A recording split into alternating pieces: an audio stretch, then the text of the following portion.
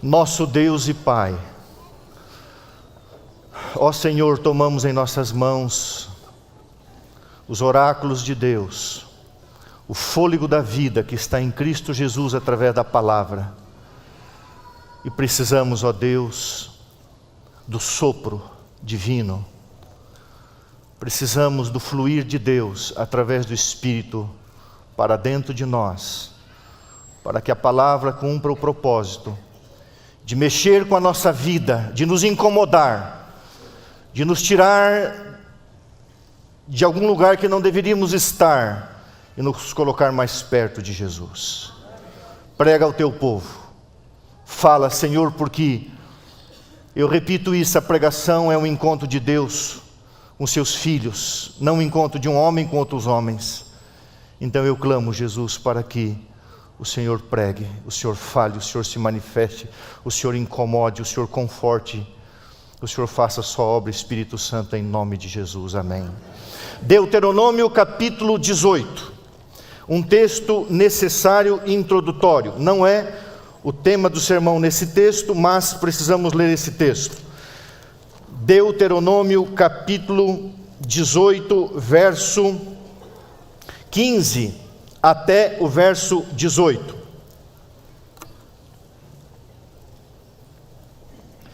O quinto livro da Bíblia, quase que uma repetição de muitas coisas que Moisés havia falado e feito, que estava lá em Êxodo, Número, Levíticos. Deuteronômio 18, 15 diz assim: olha a promessa feita 1500 anos antes de Jesus Cristo vir a esse mundo. E essa promessa é muito forte para aqueles que aguardavam o Messias. E Moisés fala em nome de Deus, inspirado por Deus: o Senhor teu Deus te suscitará, te levantará um profeta do meio de ti, de teus irmãos, semelhante a mim. Guarde essa expressão, semelhante a mim, disse Moisés, a ele ouvirás, segundo tudo o que pedistes ao Senhor teu Deus em Horebe, no Sinai, quando reunido o povo. Não ouvireis mais a voz do Senhor meu Deus, nem mais vereis este grande fogo, para que não morra. Então o Senhor me disse, falaram bem aquilo que disseram, suscitar-lhes-ei um profeta, como a Bíblia sempre faz, repete, do meio de seus irmãos, semelhante a ti, Moisés, em cuja boca colocarei o quê? Guarda essa expressão, semelhante a ti, Moisés, e na sua boca estarão as minhas palavras, e ele lhes falará tudo o que eu lhes ordenar. Guarda essa leitura inicial. Agora abra a Bíblia e deixe aberta no Evangelho de João, capítulo 6. Irmãos, se tivéssemos tempo, aqui cabe uma semana de oração inteira, mas nós vamos só tirar algumas lições do capítulo 6. De São João. São João é o cumprimento, irmão, São João 6 é o cumprimento de Deuteronômio 18, guarde isso na cabeça também. São João 6 é o cumprimento de 1500 anos de profecia, num dia na vida de Jesus. Vamos ler alguns versos. Jesus está em Betsaida, cidade oposta do outro lado do mar da Galileia, oposta a Cafarnaum, bem em frente a Cafarnaum, e a Bíblia diz no verso 2: nesse dia seguia-o numerosa multidão, porque tinham visto os sinais que ele fazia na cura dos enfermos. Verso 5: então Jesus, erguendo os olhos e vendo que grande multidão vinha ter com ele, disse a Filipe: onde compraremos pães para tantas pessoas? Verso 11: então tomou os pães e, tendo dado graças, distribuiu entre eles, e também igualmente os peixes, como queriam. Verso 14, aí vem o cumprimento da promessa: vendo, pois, os homens o sinal que Jesus fizera, disseram: este é o profeta, verdadeiramente este é o profeta que devia vir ao mundo. Esse é o cumprimento, diz Deuteronômio 18, 15 a 18, é ele. Verso 15: sabendo, pois, Jesus que estavam para vir com o propósito, o intuito de arrebatá-lo, a palavra arrebatá-lo aqui é tomá-lo à força, para o proclamarem rei, Jesus retirou-se novamente sozinho para o monte. Verso 26: Jesus respondeu: em verdade vos digo, vós me procurais não porque vistes sinais, mas porque comestes dos pães e vos fartastes. Trabalhai não pela comida que perece, mas pela que subsiste para a vida eterna, a qual o Filho do Homem vos dará, porque Deus o Pai o confirmou com o seu selo. Verso 35, disse Jesus: eu sou o pão da vida. O que vem a mim jamais terá fome, quem crê em mim jamais terá sede. Verso 48, eu sou o pão da vida. Verso 51, eu sou o pão vivo que desceu do céu, se alguém dele comer, viverá eternamente, e o pão que eu darei pela vida do mundo é a minha carne. Verso 52, disputavam, pois, judeus entre si, dizendo: como pode este dar-nos a comer a sua própria carne? Respondeu Jesus, verso 53, em verdade vos digo, se não comerdes a carne do Filho do Homem, e não beberdes o seu sangue, não tendes vida em vós mesmos. Quem comer a minha carne e beber o meu sangue tem a vida eterna, e eu o ressuscitarei no último dia. A minha carne é verdadeira comida, e o meu sangue é verdadeira bebida. Quem comer a minha carne e beber o meu sangue permanece em mim e eu nele. Assim como o Pai que vive me enviou, e igualmente eu vivo pelo Pai, quem de mim se alimenta, por mim viverá. Verso 59, estas coisas disse Jesus quando ensinava na sinagoga de Cafarnaum. Você vai entender que era outro dia isso. Veja o verso 60, irmãos. Muitos dos seus discípulos, tendo ouvido tais palavras, disseram: duro é esse discurso, quem os pode ouvir? Verso 66, à vista disso, muitos dos seus discípulos o abandonaram e já não andavam com ele. Verso 66, 67, 68, então perguntou Jesus aos 12, dar-se-ia o caso, porventura, quereis também vós outros ir embora? Vocês querem se retirar de mim? Respondeu Simão Pedro: Senhor, para quem iremos nós? Tu tens as palavras da vida eterna. Lembra? As minhas palavras estarão na boca do profeta, disse Moisés. Tu tens as palavras da vida eterna, e nós temos crido e conhecido que tu és o Santo de Deus. Vamos pegar aqui essa colcha de retalhos e vamos fazer um tapete.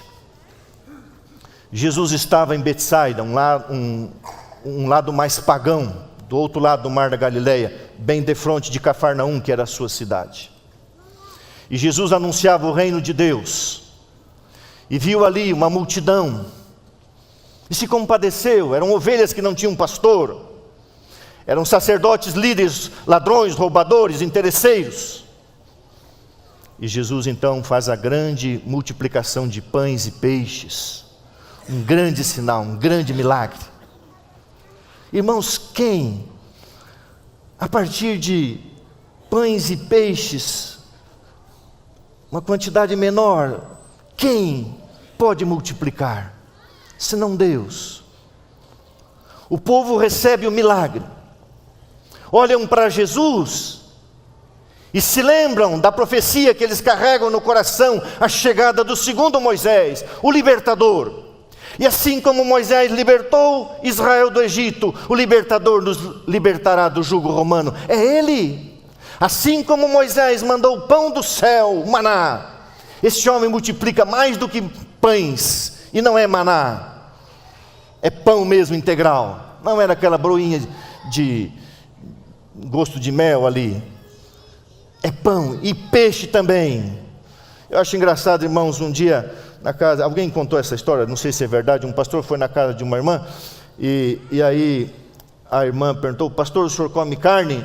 Disse: não, irmão, eu como peixe. Não devia ter comido. Não pode comer, pastor? Aí o pastor disse: mas Jesus comeu. E a irmã disse: comeu, mas não devia ter comido. Mas irmã, mas Jesus multiplicou os peixes. Da irmã disse: é porque ele não tinha lido o Espírito de Profecia ainda. E o pastor foi embora, comeu ali o estrogonofe, tudo certo, de glúten. Eu me impressiono, irmão, Jesus, ele cuidava das pessoas nas suas necessidades atuais. E Jesus multiplica pães e peixes, e as pessoas dizem: por que ele é tão modesto? Por que ele é tão simples? Por que ele não assume a sua autoridade, o seu poder como Moisés? Vamos então forçá-lo e vamos ir para Jerusalém, porque este homem tem poder, este homem tem autoridade, todos reconhecem, inclusive Nicodemos. E quando vieram para arrebatar Jesus como rei, Jesus se lembrou de uma coisa: se Deus chamar você para ser um missionário, não se rebaixe a ser um rei. Jesus tinha uma missão muito maior do que ser o rei desse planetinha. Ele é o rei do universo e ele veio aqui salvar você. Mas aqui não é o nosso reino é o lar celestial. E Jesus disse, e ali, irmãos, é um sermão que agora eu vou pregar, tem um sermão só nessa parte. Jesus, ele fecha a sua face, ele joga duro com aquela multidão, ele joga duro com os discípulos, ele manda eles passarem para o outro lado, e Jesus vai para o monte orar. E lá no monte orando, ele diz: Pai, eles não estão entendendo. Eles continuam querendo o céu na terra, Senhor. Eles não querem o reino de Deus, não querem o reino dos céus. Eles querem pão para esta vida. Jesus passa uma boa parte da noite em oração. De madrugada, houve uma tempestade ali no mar, é outra história. Jesus acalma a tempestade, chega em Cafarnaum com os discípulos. E Jesus vai para a igreja. A multidão vem em outros barquinhos no outro dia. E a multidão chega ali e diz assim: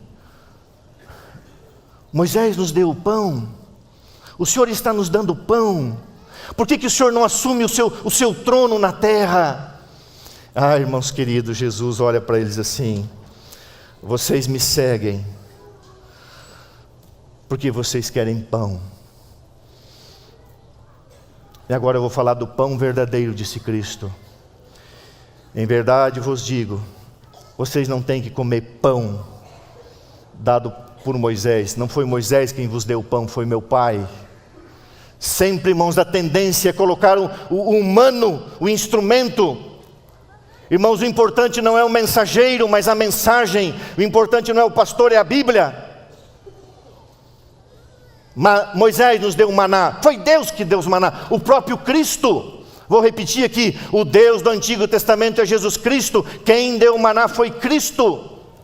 E agora Cristo vem e diz assim: em verdade vos digo, quem não comer a minha carne e beber o meu sangue, não tem vida, não tem vida.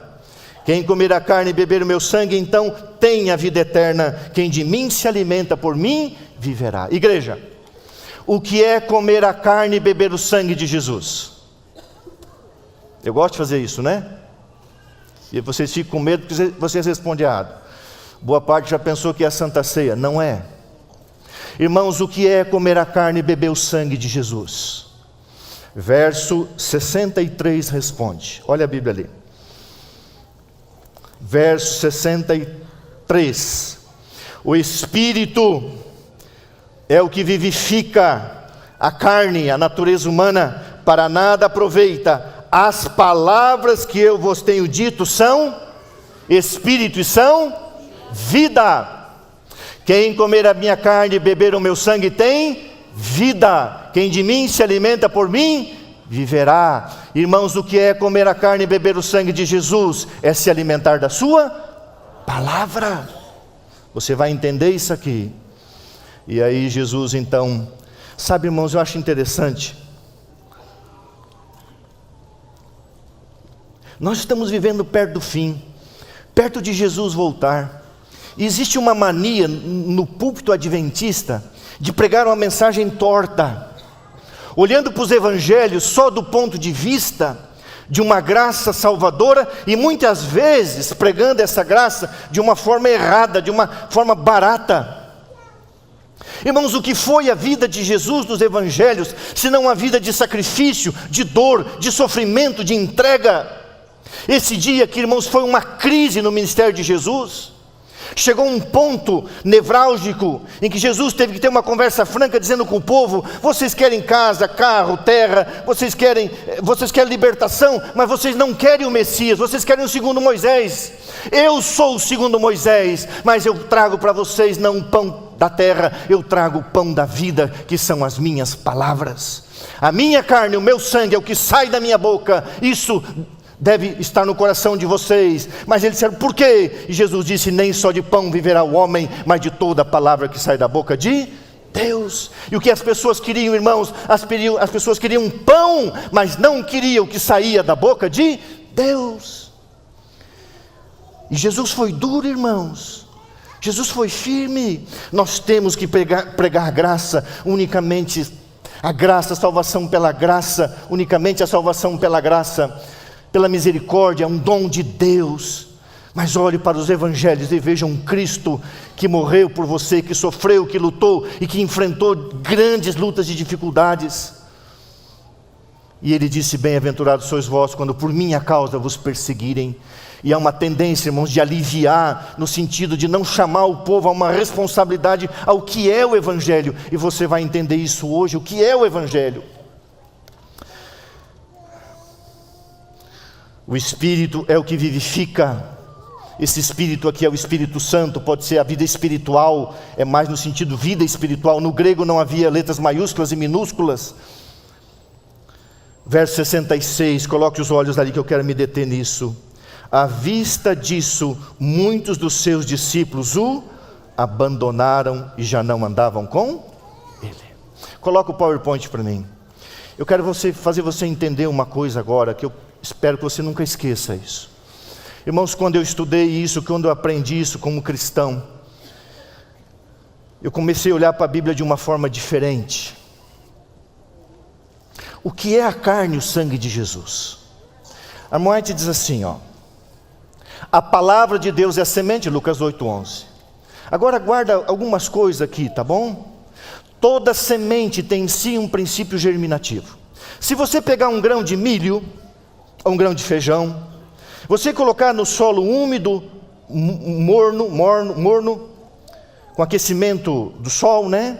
Na condição apropriada, o que acontece com o grão? Um grão normal, ele vai germinar. Por quê? Porque dentro do grão tem um princípio germinativo, colocado por Deus. Aquele grão brota, forma haste, forma espiga e forma então o alimento.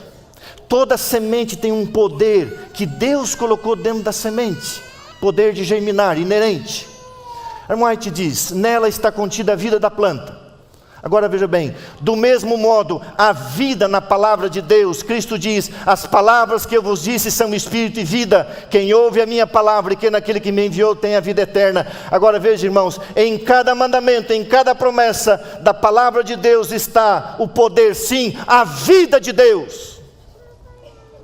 Irmãos, você vai entender um pouco mais, a vida de Deus está dentro da Bíblia. De que forma? Você vai entender.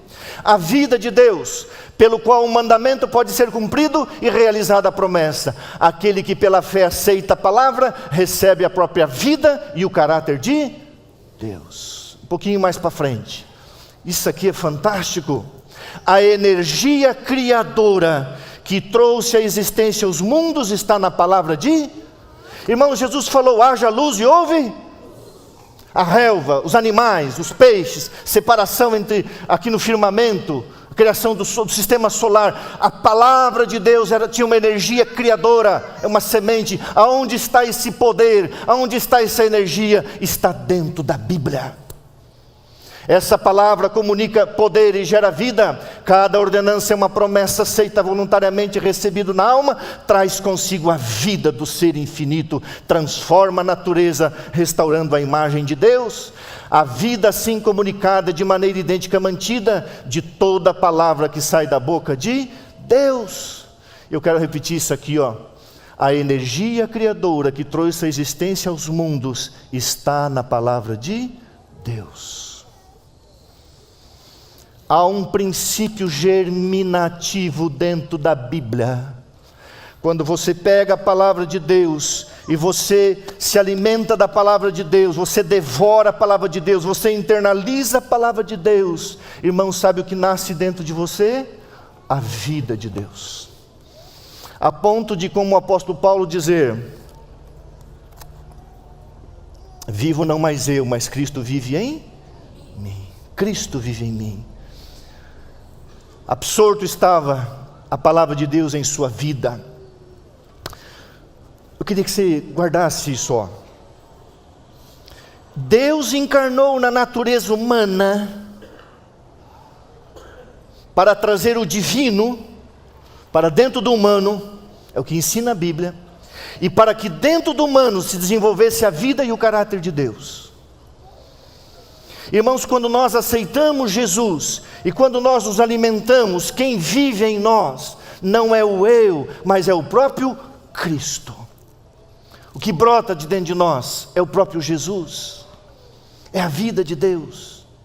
O poder criador, lá de Gênesis, está dentro da Bíblia. Deus encarnou como ser humano, Deus assumiu a natureza humana para que eu tivesse o caráter divino. Vou repetir, guarde essa frase. Deus assumiu uma natureza humana para que eu tivesse um caráter divino. Ele tomou a minha carne para que eu tome o seu caráter. Ele tomou o meu ser para que eu assimile a sua natureza amorosa, fiel, dedicada. Deus habita nesse corpo, esse corpo é mortal, esse corpo morrerá, mas o ser interior mantido pela palavra de Deus será guardado, e Jesus disse: eu ressuscitarei no último dia. Deus assumiu uma natureza humana para você ter um caráter divino, e eles não quiseram, a vida assim comunicada, a vida de Deus é de maneira idêntica mantida, de toda a palavra que sai da boca de Deus viverá o... Lembra que lá em Deuteronômio 18 assim: as minhas palavras estarão na sua boca. As palavras que saem da boca de Deus, irmãos, são palavras transformadoras. Irmãos, muitos, a primeira fisionomia que viram foi a face de Jesus, porque Jesus dizia: abra-te, e os olhos se abriam. Jesus falava, ouça, a primeira voz que ouviram, a voz de Cristo. Tudo que Jesus tocava era transformado, porque havia poder na sua palavra. Essa palavra está onde, pastor? Está dentro da Bíblia. Em suas promessas de advertência, Jesus se dirige a mim. As experiências relatadas na palavra de Deus devem ser minhas experiências. Oração e promessa, preceito e advertência pertence-me. Ah, irmãos queridos, uma citação que eu escrevi aqui na Bíblia: a vida de Cristo que dá vida ao mundo acha-se em sua palavra. Jesus curava as doenças, expulsava os demônios, controlava a natureza, acalmava o mar, ressuscitava os mortos pelo poder da sua palavra. Aonde está esse poder? Está dentro da Bíblia. Por isso que nós dizemos é a palavra de... Quando nós dizemos, irmãos, a Bíblia é a palavra de Deus, nós estamos dizendo que é a mesma palavra que criou o mundo, é a mesma palavra que curou leprosos, ressuscitou mortos, controlou a natureza, expulsou demônios. É a mesma palavra, o mesmo poder, é a vida de Deus. Vocês se lembram de 2 Timóteo 3,16? Toda palavra é inspirada. Irmãos, a palavra inspirada ali vem do latim. Foi uma tradução não muito feliz. A palavra ali é theopnestos em grego. A palavra theopnestos só acontece em 2 Timóteo 3,16. É uma palavra única que se chama fôlego de vida. A palavra theopnestos significa sopro, exalado. Ou seja, Deus soprou o Espírito Santo sobre os apóstolos, sobre os profetas, e eles, movidos pelo Espírito, escreveram a palavra. A palavra ela é divina. A palavra foi inspirada pelo Espírito Santo. Deus soprou a sua vida na vida do profeta, e ele escreveu a palavra de Deus. Fantástico isso. Theopnestos, a mesma palavra no hebraico para fôlego de vida, é a palavra Deus soprou, não no sentido de ditar a palavra, mas de influenciar a mente da pessoa para que ela pudesse escrever. Ah, irmãos queridos, e quando Jesus diz assim: quem tem a minha palavra tem o fôlego de vida, a vida eterna. Quem não tem a minha palavra não tem o fôlego de vida. Quem tem Jesus tem a vida eterna. Quem tem Jesus não tem a vida eterna. Quem tem o theopnestos, quem tem a palavra de Deus tem o fôlego da vida, e ainda que morra, viverá. e eles disseram assim: Moisés, nós não queremos essa palavra, nós não queremos vida eterna, nós queremos liberdade do poder romano, nós queremos pão, peixe, terra, nós queremos o pão que Moisés deu, nós queremos o segundo Moisés, nós queremos um libertador. E Jesus disse: não, vocês precisam comer a minha carne e o meu sangue, que são as minhas palavras. E eles disseram: não queremos nada com você. E o livro Desejado de Todas as Nações diz que no dia em que Cristo foi crucificado, boa parte das pessoas que gritaram: crucifica-o, crucifica-o, tinham se alimentado dos pães e dos peixes multiplicados pelo milagre de Jesus. Por isso que a Bíblia diz, verso 66, coloca os teus olhos lá: à vista disso, muitos dos seus discípulos o abandonaram e já não andavam com ele. Versos 66, 67, 68, para a gente encerrando. Então Jesus, condoído, magoado e ferido, porque veio para os seus e os seus não o receberam, perguntou: porventura querei também vós outros retirar-vos? Irmãos, você estudando esse texto mais na língua original, você vê uma mágoa no coração de Jesus. Sabe qual era a mágoa no coração de Jesus? Tentar salvar aquele povo, e eles não quiseram. Irmão, sabe o que causa dor no coração de Deus? É tentar salvar você e eu, e a gente não permitir, e a sua morte ser em vão para você e para mim. E Jesus olha e diz assim: vocês querem ir embora também? Só ficaram os 12. Vocês querem ir embora? Pode ir embora.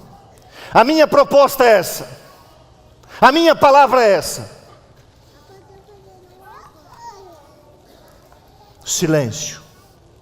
Viram a mágoa no coração de Cristo, a dor, os filhos desprezando o Pai, as criaturas desprezando o Criador. Pedro, tocado pelo Espírito, diz assim: Senhor, para quem nós iremos? Não é para onde, irmãos? Para quem? Para Herodes, para Anás, para Caifás, para Pilatos? Para quem nós iremos? Tu tens as palavras da vida eterna. E nós temos crido e conhecido que Tu és o Santo de Deus, o Messias. E apesar da imperfeição de Pedro, e eu amo isso, apesar da imperfeição humana, da falência humana do caráter de Pedro, ele disse: eu estou contigo. Eu não tenho a quem ir, eu não tenho para onde ir. Irmãos, uma frase do pastor Amin Rodor: Jesus é o único homem em perfeito estado de sanidade que afirmou ser Deus. Ele é Deus, 1 João 5,19, o verdadeiro Deus. Ele é o único caminho para o céu. Ele é a única fonte de perdão e paz. Ele é a única esperança para esse planeta caído. O livro Parábola de Jesus diz assim: tudo que pode satisfazer as necessidades e os mais profundos anseios da alma humana para este tempo, para este mundo e para o mundo vindouro se encontra em Jesus. Para quem iremos nós? Eu botei o título do sermão assim: mostre-me outro caminho, ou mostra-me, tanto faz. Ou na linguagem, na oralidade você pode falar: me mostre. Na escrita não. Me mostre outro caminho. Irmãos, me fale de uma outra solução. Me fale de um outro personagem. A partir de Cristo, você olha para trás ou você olha para frente, não tem jeito. A nossa vida deve ser, irmãos, como é a história antes de Cristo e depois de Cristo. Nicodemos vai até Jesus e diz assim: sabemos que ninguém pode fazer o que o Senhor fez hoje se Deus não estiver com ele, se não vier da parte de Deus. Jesus respondeu: eu não vim da parte de Deus, eu sou o próprio Deus. E você precisa nascer outra vez. E Nicodemos nasceu pela graça de Jesus. Ele tomou a natureza humana para que eu receba o caráter divino. Eu amei essa frase. Jesus Cristo encarnou para transmitir o seu caráter. Irmãos, aonde estaria nossa esperança se Jesus não se humanasse ou humanizasse, tanto faz? Se Jesus não encarnasse, se Ele não se humanasse, se Ele não se tornasse um de nós, que esperança nós teríamos, irmãos? Meu sogro está assistindo, um homem de Deus, um homem de oração. Minha esposa tem faltado à igreja, o pai está 25 dias internado. Ontem à noite eu levei ela lá e trouxe a minha sogra para descansar um pouco.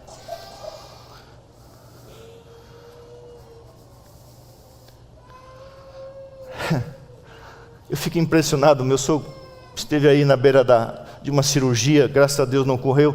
Seria uma cirurgia que ele correria o risco de ficar sem a voz e talvez se alimentando só por sonda. Talvez, porque uma cirurgia aqui na garganta, no esôfago, pinos da coluna que foi colocado, correram, cortaram, arrebentaram tudo aqui. Era a segunda cirurgia, demorou 10 horas. Sabe o que o meu sogro faz, irmãos? E a minha sogra? Eles distribuem livros e dão estudo bíblico. E hoje, ontem à noite, trazendo a minha sogra para cá, a dona Dora, ela falou assim: Gilson, não é uma bênção? Nós já ficamos nos 3 andares do AC Camargo. Não é uma bênção? Eu falei: mas como bênção, sogra? 25 dias no hospital? Mas a gente ficou em 3 andares separados. E a gente evangelizou todas as pessoas daquele andar. E ela pega um DVD, lá sobre a morte, da minha história, esse não é o fim, um DVD que a igreja preparou, e ela fala da vida após a morte, e ela prega todos os dias, e não pode faltar livro naquele quarto. E eu levei, uma parte que eu levei da caixa de livro, e cada vez que eu chego lá o sogro fala: trouxe livro? Trouxe livro? Ele carrega uma esperança, ela carrega uma esperança. Eles creem, quer morramos ou vivamos, somos do Senhor.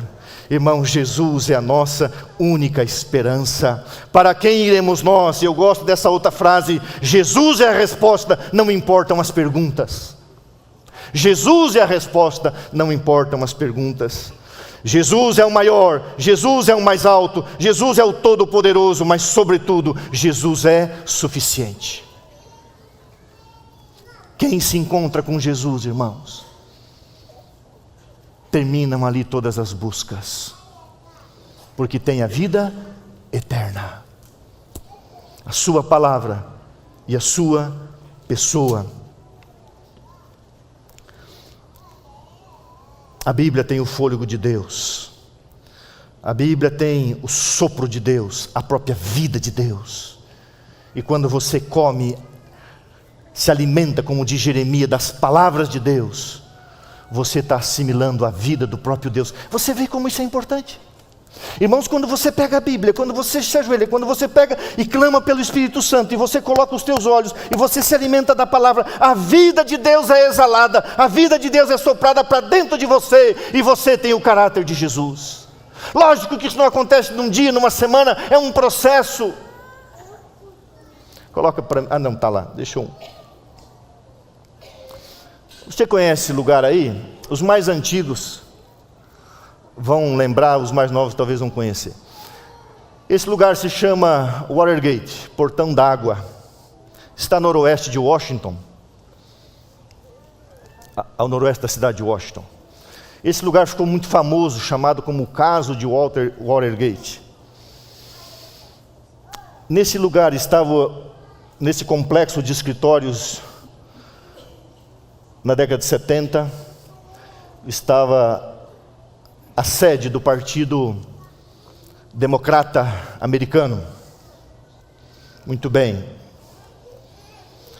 Você talvez nunca ouviu falar desse homem, se chama Charles Colson, ou Chuck. Esse camarada nasceu num lar cristão,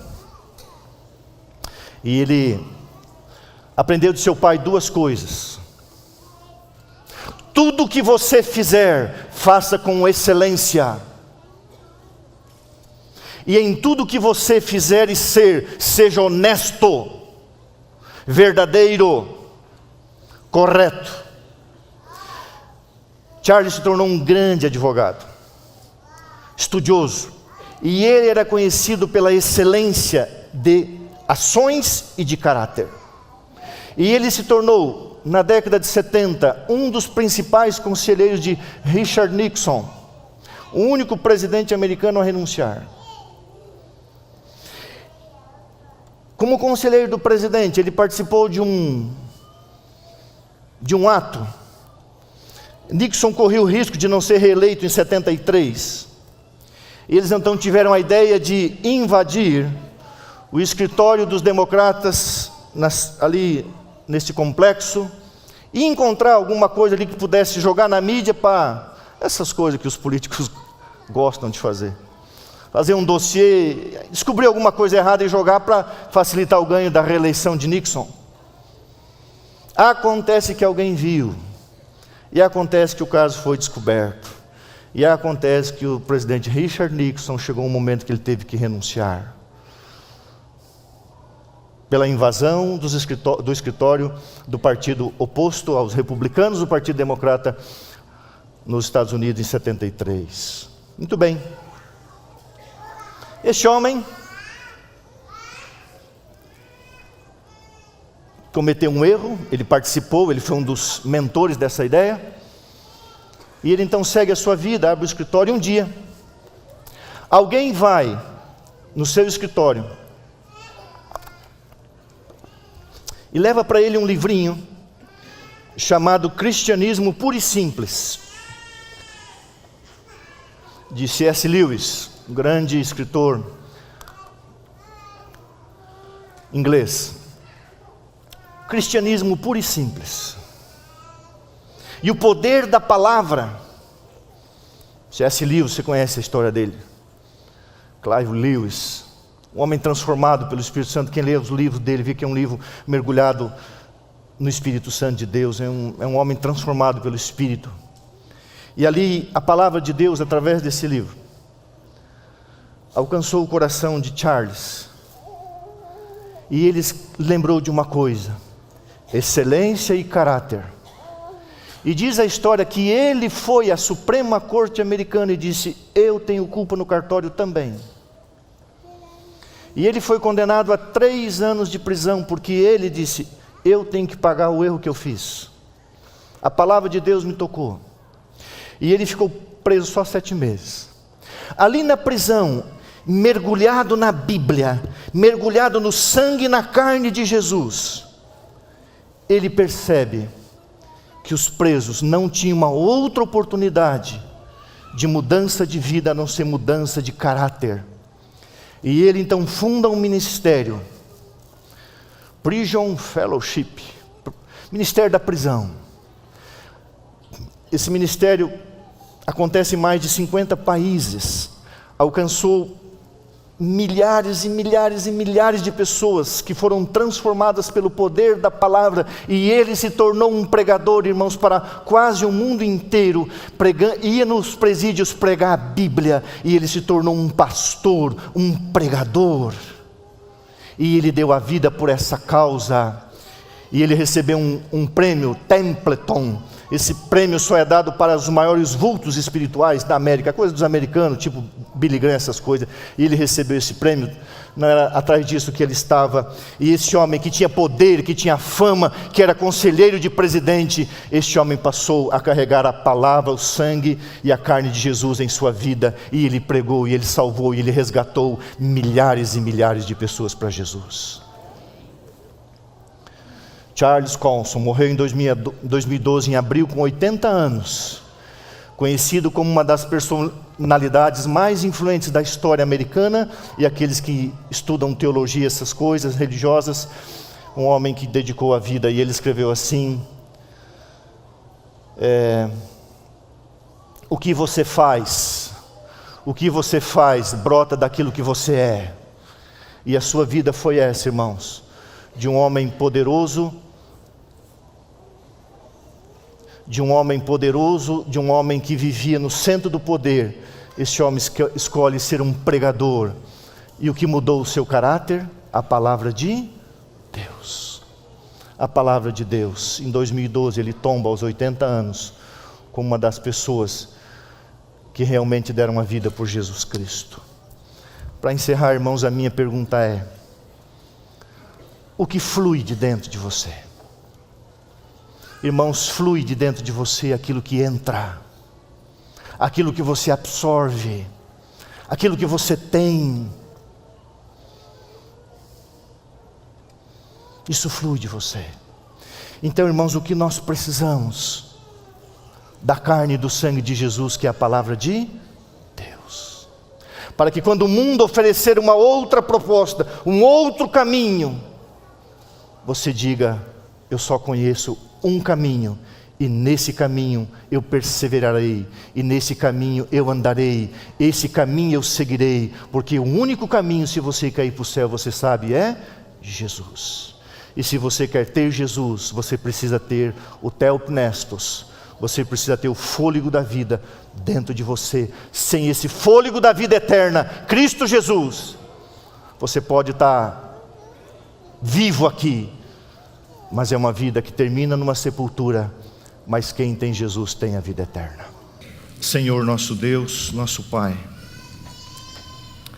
querido Jesus, ó Deus,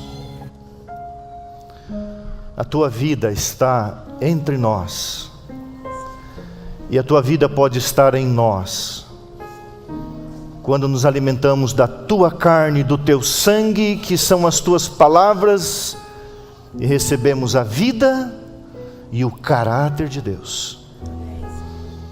Talvez nós, como Paulo, digamos nessa manhã: eu ainda não alcancei, mas pela graça de Jesus prossigo para o alvo que me alcançou e o alvo que eu alcançarei, de conhecer Jesus, estar nele, e quando Ele vier, ser encontrado nele, não tendo justiça própria, deixando para trás, como Chuck Colson, as ilusões dessa vida, e nos apegando àquilo que é permanente. Pai, por favor, realize em nós o querer, o amar a palavra, nos alimentar da palavra, receber o fôlego da vida que está dentro da palavra, fôlego do próprio Deus. Que o Espírito Santo nos convença do nosso pecado, da necessidade da Tua justiça e do juízo final. Naquele dia, Pai, em Cafarnaum, a multidão Te deixou. Poucos ficaram, mas eles entenderam que não tinham mais para quem ir, nem para onde ir. Senhor, para quem iremos nós? Qual o outro caminho? Tu és, e só Tu poderias dizer isso: eu sou o caminho, eu sou a verdade, eu sou a vida. Que o Espírito Santo continue trabalhando em nós, até o dia que veremos o Teu rosto e estaremos para sempre com o Senhor. Te adoramos pela palavra e pelo Espírito, em nome de Jesus, amém.